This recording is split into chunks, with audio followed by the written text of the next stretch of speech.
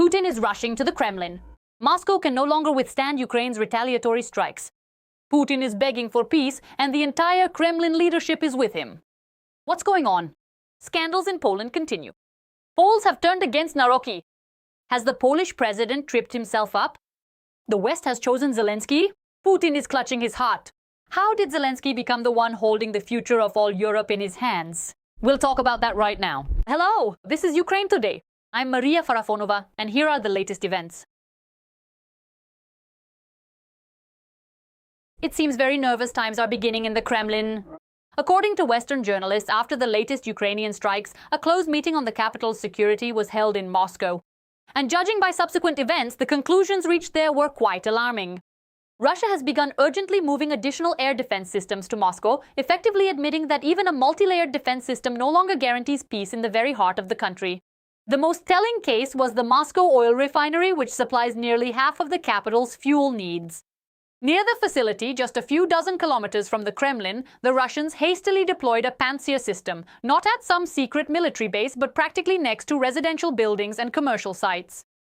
It seems Moscow is gradually turning into a city where air defense systems grow faster than new residential neighborhoods. It's particularly interesting where these systems are coming from. Experts suggest that some air defense assets have to be redeployed from other areas, including those close to the front lines. And here, a rather unpleasant dilemma for the Kremlin arises. The more they protect Moscow, the less protected other sites become. It's a kind of blanket-pulling game. If you pull it over the capital, other areas will inevitably be left exposed. A country that until recently convinced its citizens that the war was far away and didn't affect daily life is now forced to surround the capital with air defense batteries and guard oil refineries like strategic fortresses. And this no longer looks like a show of strength, but a sign that the fear of new strikes is gradually reaching even the Kremlin offices, where they've suddenly started talking about peace. After months of threats, ultimatums, and talk of inevitable victory, the Russian leadership has suddenly changed its tune. And this happened just as Ukrainian strikes are hitting the Russian rear more painfully, and explosions are heard more often where they were recently considered impossible. It seems the war Putin promised to end in a matter of weeks has begun to bring the Kremlin results quite different from what they expected. And now Moscow has suddenly remembered negotiations? What happened? Why did the Kremlin so abruptly forget its loud threats and start speaking the language of peace? And doesn't this mean that Ukrainian strikes are forcing Moscow to seek a way out of the war much more actively than it's willing to admit publicly? Let's look further into this. Something has clearly broken in the Kremlin. And so seriously that the Russian elite suddenly began to utter a word that until recently was considered almost forbidden. Negotiations? The very negotiations that Moscow only ever mentioned in the form of an ultimatum. But now the situation looks completely different. After a series of Ukrainian strikes reaching deeper into the Russian rear, Moscow suddenly started talking about peace, and not just one person. Almost the entire Kremlin leadership has joined this marathon of peace-loving in sync. Putin himself was the first to step into the arena. The man who for years convinced Russians that everything was going to plan suddenly declared readiness for talks based on the Istanbul agreements. This refers to the draft agreement from the spring of 2022, which involved Ukraine's actual refusal to join NATO, enshrining neutral status in the constitution, and serious limits on the Ukrainian army from personnel numbers to weapons and missiles. In addition, the document provided for a ban on the placement of foreign military bases and contingents on the territory of Ukraine. And the issues of Crimea and Donbass were effectively set aside or postponed for years. So today, Putin is proposing to return not just to some abstract negotiations, but to a project developed back when the Kremlin was convinced it could dictate its terms to Kiev from a position of strength. It's absurd that Russia is in its fourth year of war, yet as a basis for peace, it brings out documents from the first weeks of the invasion, as if nothing has changed since then. It's as if it was pulled out of an old drawer, dusted off, and solemnly presented as a basis for peace. It looks as if the Kremlin suddenly decided to reread its own archives in search of some way out of a situation that increasingly resembles a dead end. And here is where it gets interesting. Almost simultaneously with Putin, Lavrov started talking about negotiations, then Ushakov, then Bortnikov. It seems that an urgent manual was sent out in Moscow with a single phrase, "Immediately talk about peace." Otherwise, it's simply impossible to explain such amazing unanimity. Especially comical is the speech of FSB head Bortnikov, the one whose organization for years falsely called Zelenskyy a terrorist. But now it turns out that they will have to talk to this terrorist somehow. Moreover, according to the FSB director, there is simply no other interlocutor in Ukraine. It turns out quite awkward to first spend years explaining to Russians that they are facing the main enemy of humanity and then shrug and say, well, in general, we'll have to talk to him. This story looks even more interesting against the background of Putin's own old statements. In 2004, he solemnly proclaimed that Russia does not negotiate with terrorists but destroys them.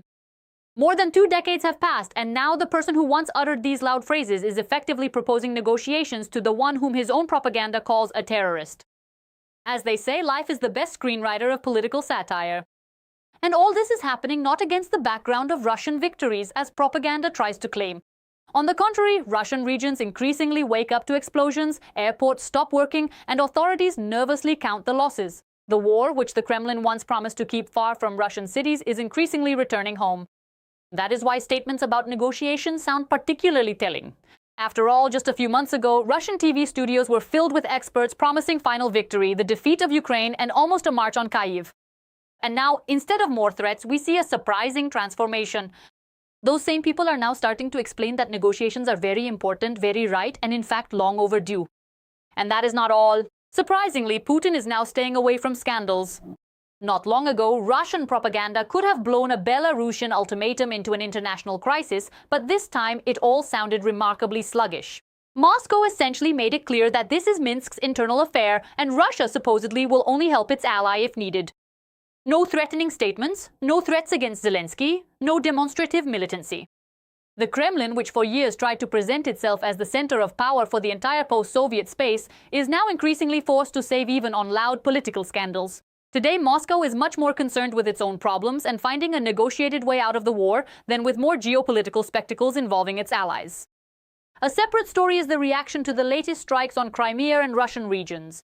Until recently, after every such attack, Moscow hinted at terrible retribution, nukes, and other apocalyptic scenarios. But this time, nothing of the sort happened.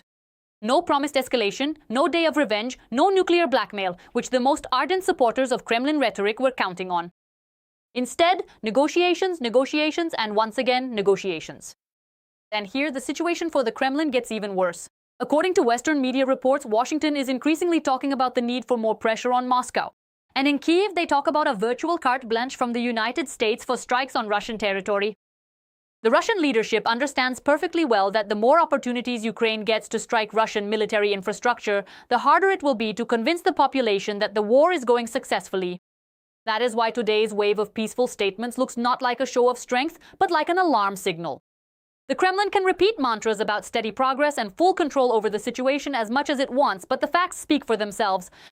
If everything is really going so well, then why did the entire Russian elite simultaneously rush to find a negotiation platform? It seems the answer is quite simple.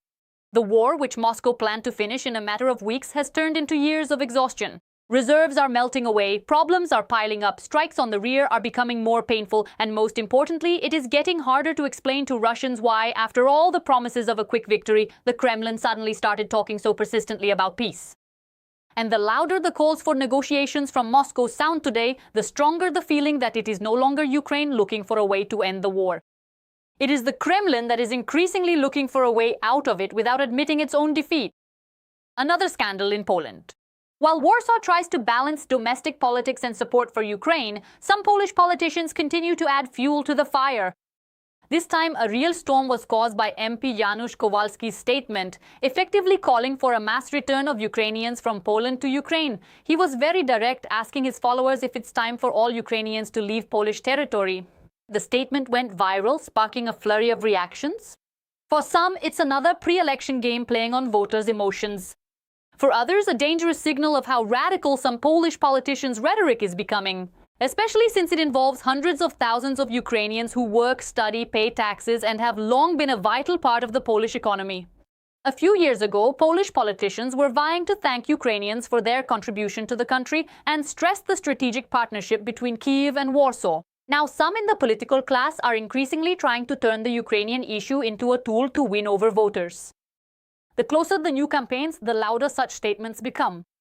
Meanwhile, official Polish authorities haven't yet commented on the MP's words. But the appearance of such calls shows how tense discussions around the Ukrainian topic in Polish politics have become lately.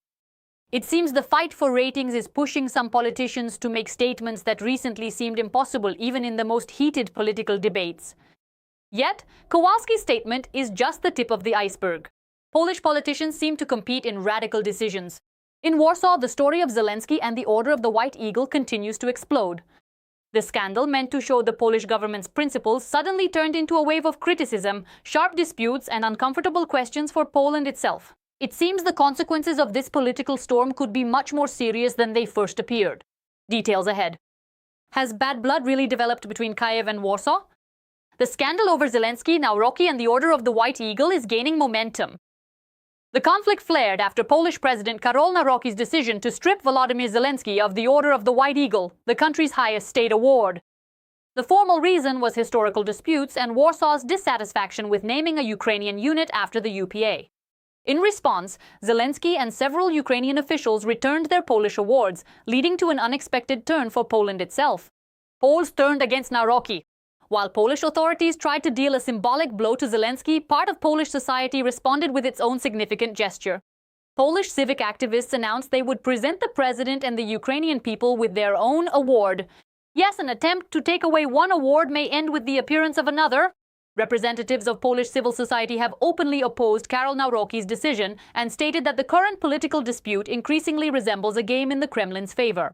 In their view, some Polish politicians have become too preoccupied with historical conflicts at the very moment when Ukraine continues to pay a high price daily for the security of all Europe. Politicians are arguing about 1943, while in 2026 people are dying every day in Ukraine. Activists also emphasize that they will not allow historical tragedies to be used to incite hostility between Poles and Ukrainians. They stated directly that many Polish citizens do not share the government's current rhetoric and continue to consider Ukraine their ally. We have helped and we will continue to help. We don't need the consent of politicians to treat other people with dignity. It seems the consequences of this story with the order may turn out to be much more serious than it first appeared.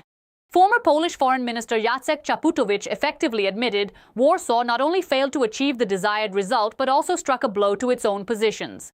According to him, President Karol Nawrocki's decision to strip Volodymyr Zelensky of Poland's highest award was a strategic mistake. President Nawrocki is taking the wrong measures. It's simply ineffective. We didn't win this exchange of blows. Moreover, the Polish diplomat stated directly that the international effect of this conflict proved to be extremely unfavorable for Warsaw. In his opinion, instead of strengthening its own positions, Poland got the opposite result, a loss of influence over processes related to Ukraine.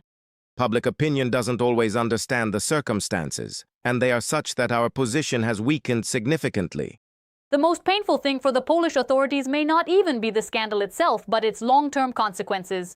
Czaputowicz warns that Warsaw risks gradually losing its role as one of the key players in matters related to Ukraine. We will be treated with suspicion. We won't be invited to participate in various decisions regarding Ukraine. Our status has significantly declined. And while this conflict previously looked like just another diplomatic dispute, now more and more experts are talking about possible economic consequences. According to Bloomberg, the tension between Kyiv and Warsaw is already starting to affect the preparation of major projects within the future reconstruction of Ukraine. We're talking about contracts worth billions of dollars, for which companies from various European countries are now effectively competing. Even Polish Prime Minister Donald Tusk was forced to publicly warn about the risks of this confrontation. In his view, the political conflict could turn into quite tangible losses for Poland itself, both in the business sphere and in matters of international authority. This dispute between the presidents is a potential strategic mistake that could backfire in terms of business, reputation, and geopolitics. At the same time, Kyiv is trying to avoid further escalation. Volodymyr Zelensky emphasized that despite all the disputes, Ukraine and Poland remain natural partners who have far more common interests than reasons for conflict. Poles and Ukrainians cannot be anything other than partners or friends. Right now, more than just political ambitions or symbolic decisions are at stake. According to World Bank estimates, the future reconstruction of Ukraine will require over $500 billion. And while politicians exchange loud statements, business is already counting potential losses. Polish financiers and entrepreneurs openly warn, if Warsaw loses its position due to political disputes, its place will very quickly be taken by competitors from other countries. The current dispute risks costing us business opportunities. If Polish companies cannot use them, competitors will. And it seems that this is what causes the most concern in Poland today. After all, more and more influential politicians, diplomats, and businessmen are reaching the same conclusion. A loud scandal, which was supposed to demonstrate Warsaw's principled stance, risks turning into a weakening of its own positions, both in relations with Ukraine and in the struggle for future economic opportunities after the war ends. And after these loud diplomatic disputes, news appeared that immediately attracted the attention of political circles. According to sources, Volodymyr Zelensky will not attend the conference on the reconstruction of Ukraine in Gdansk, which will bring together representatives of dozens of states and international organizations. And against the backdrop of the recent escalation in relations between Kyiv and Warsaw, such a decision immediately caused a wave of assumptions and new discussions. However, despite loud headlines and attempts by some commentators to see this as a diplomatic démarche, Ukraine will be represented at the forum at the highest governmental level. The delegation will be led by Deputy Prime Minister Yulia Sviridenko, who has already confirmed her participation in the conference. Along with her, representatives of the government, parliament, state companies, business, and Ukrainian communities will arrive in Gdansk. Moreover, in Warsaw until recently, they didn't even have official confirmation of Zelenskyy's absence. The Polish side emphasizes that the conference will take place under any circumstances, and the main thing remains not the composition of the delegations, but specific agreements on the future reconstruction of Ukraine and the development of cooperation between partners. So while some are looking for political sensations, the Ukrainian delegation is preparing to solve much more practical issues, attracting investment, supporting the energy sector, new economic projects, and strengthening the country's resilience. And it is on these decisions in the end that much more will depend than on any rumors around the protocol or schedules of international visits. Ultimately, the main question today is not even about medals, loud statements, or mutual insults. At stake is the future architecture of cooperation between the two countries, which in recent years have become some of the most important partners in Europe. And while politicians argue over symbols, business, diplomats, and international investors increasingly remind us of a much more pragmatic reality. After the war, Ukraine faces the largest reconstruction project on the continent in many decades. That is why today in Warsaw, warnings are sounding louder and louder that emotional political decisions could cost Poland not only reputational losses, but also a place among the main partners of future Ukraine. And so, it seems that both sides will sooner or later have to set aside historical disputes and return to what unites them: common security interests and the future of all of Eastern Europe. It seems Washington is losing faith in the Kremlin's goodwill. While Donald Trump used to talk regularly about the need for deals, now very different signals are starting to emerge from behind the scenes. According to Ukrainian sources, during a private conversation with Volodymyr Zelensky, the US president urged Kyiv to act much more boldly toward Russia. The reason is simple: Washington is increasingly convinced that without real pressure, Putin has no intention of backing down. It is especially telling that such rhetoric is heard right now, against the backdrop of a series of painful Ukrainian strikes on the Russian rear, the Kremlin's nervous reaction, and increasingly loud talk of negotiations from Moscow. In the American capital, they are starting to reach a conclusion that Kyiv has long been calling for. Peace initiatives only work when they are backed by force. And while the Kremlin continues to talk about negotiations while avoiding a direct meeting between Zelensky and Putin, Washington is making it increasingly clear: talk alone will not end this war. Moreover, the more actively Moscow evades direct decisions, the more reason Ukraine's allies have to bet not on the Kremlin's latest diplomatic maneuvers, but on further increasing pressure. The West has made its choice. While the Kremlin has been waiting for 4 years for ally fatigue and dreaming of weakening support for Kyiv, the opposite is happening. Volodymyr Zelensky's influence on world politics is growing rapidly, and leading Western publications are already openly writing about him as one of the most important political leaders of our time. And while Moscow tries to convince the world that time is on Russia's side, the West is increasingly talking about Ukraine as a key player in Europe's future security system, and about Zelensky as a politician who is trusted much more today than the Kremlin would like. More on this next. This is no longer hidden even in the West. Zelensky is turning into a politician on whose decisions the future of all of Europe increasingly depends. And while the Kremlin continues to dream of Ukraine's surrender, Zelensky's influence on global politics is becoming so significant that he is already being called one of the key political players in the modern world. Financial Times columnist Edward Luce has even concluded that today it is difficult to find another politician who has such a serious impact on the future of European security. Moreover, the author suggests a rather ironic scenario. Zelensky could politically outlast both Putin and even Trump. This looks especially funny against the backdrop of the Kremlin's long-standing predictions about the supposedly rapid fall of the Ukrainian government. In Moscow, they waited for years for the West to get tired, for Ukraine to fall apart, and for Zelensky to disappear from big politics. But while Russian propagandists continue to paint these fantasies in their TV broadcasts, reality is unfolding in the opposite direction.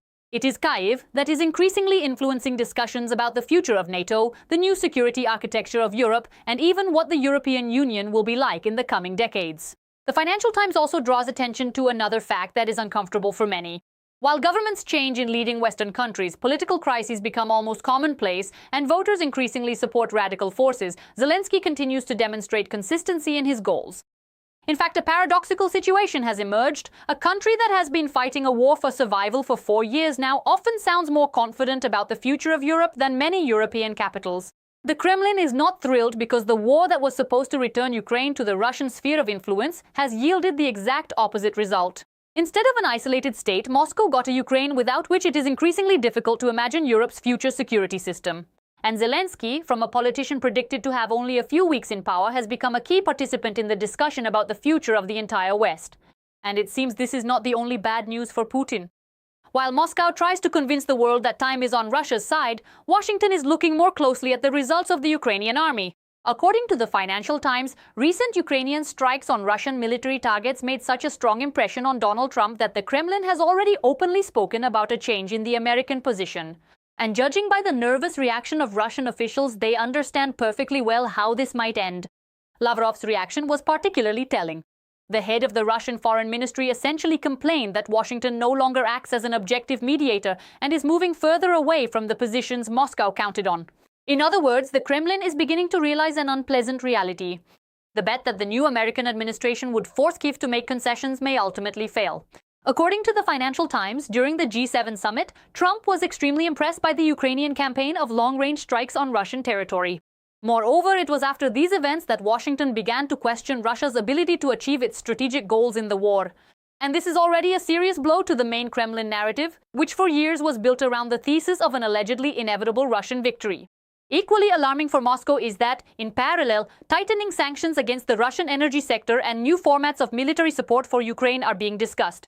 Kyiv is already talking about cautious optimism regarding the supply of Patriot missiles and even the possible launch of their production in Europe and Ukraine. This means the Kremlin risks getting the very scenario it feared most, a Ukraine that not only continues to fight but also gradually increases its capabilities with Western support. The greatest irony is that until recently, Russian propaganda talked almost daily about an imminent split between Kyiv and Washington. But today the situation looks exactly the opposite. The more successfully Ukrainian forces act, the more often the West speaks about the need for further support for Ukraine. And the louder the Kremlin complains about the loss of an objective mediator, the more obvious it is that Moscow is starting to lose much more, the belief that it can pressure Ukraine on its own terms. And while the Kremlin reacts nervously to the change in mood in Washington, another telling signal appears. NATO Secretary General Mark Rutte confirmed that active work is already underway on a potential peace deal involving representatives of Trump's team, Marco Rubio and Jared Kushner. In other words, talk of ending the war is gradually moving from the realm of declarations to the realm of specific negotiation mechanisms. But there is one problem, and this problem sits in the Kremlin. Rutte stated directly that advancing the peace process is only possible if Putin is ready to work on real agreements. However, for now, the Russian dictator continues to insist on his maximalist demands. And here a rather strange picture emerges. Moscow speaks more and more often about negotiations, but at the same time continues to set conditions that make these negotiations practically impossible. It seems that the Kremlin is simultaneously trying to escape the consequences of the war and pretend that they can still dictate their own rules of the game.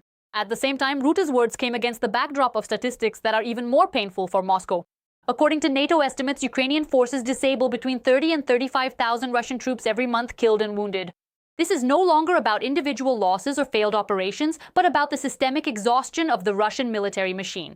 Moreover, according to the alliance's Secretary General, Ukraine's strikes are increasingly hitting not only the army but also Russia's economy, particularly through attacks on energy infrastructure and oil refining capacities. While Ukraine expands its capabilities for strikes deep into the Russian rear, increases cooperation with allies, and maintains the initiative in several key areas, the Kremlin is forced to spend more and more effort on protecting its own infrastructure, compensating for losses, and patching new holes. What was once presented as a quick campaign increasingly resembles a prolonged attrition, the price of which for Russia grows with each passing month. And if current trends continue, the main threat for Moscow will not even lie in individual strikes or local failures at the front. The most dangerous factor could be the gradual accumulation of problems in all areas at once, in the military sphere, logistics, the economy, and international politics. After all, history has proven time and again, major conflicts are often resolved not at the moment of the loudest battles, but when one of the sides is no longer able to maintain the level of tension that it created itself. And what do you think about the latest events? Share your opinion in the comments, give us a like and subscribe so you don't miss the main news. See you in the next episode.